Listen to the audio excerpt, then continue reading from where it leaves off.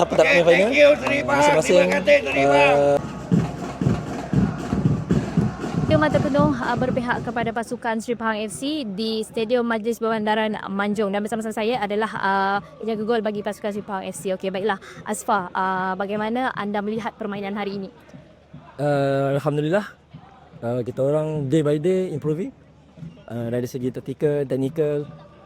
Banyak lagi nak kena perbetulkan, macam passing apa semua. Pada babak pertama tu banyak passing apa semua hilang, tapi Alhamdulillah kita orang cover balik, kita orang build up balik apa semua. Dengan dapatkan gol, so confident kita orang dapat. So dari situ kita orang maintain untuk bermain.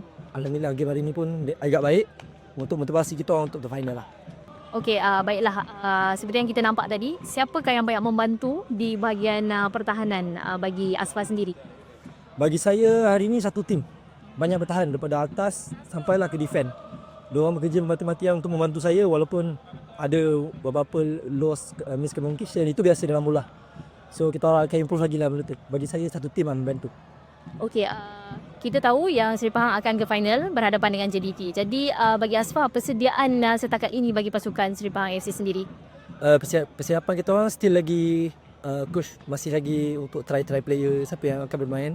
Bagi kita orang, siapa bermain kita akan bermain sungguh-sungguh. Sebab kita bermain untuk negeri Pahang, dan ini pun kita orang bekerja di sini, jadi kita orang pun sayang dengan Pahang. Apa pun semua atas tu.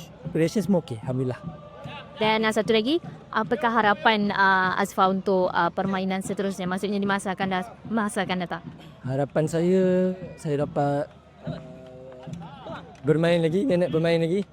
Sebab yalah, untuk saya bersaing dengan senior saya Zahri Irfan bukan mudah. Sebab Zahri Irfan adalah seorang penjaga gol yang baik, berkualiti. Saya pun banyak belajar daripada dia. Dan saya harap siapa tak nak main final, masing-masing fight untuk bermain. Saya akan terus usaha lah. A slight loss in Manjung and Perak without any point, and today Sunday. How do you think about this game today?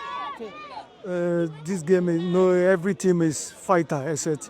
So we push, but unlucky. I would say unlucky. So we push our best, but it's not our game today. So we need to accept it.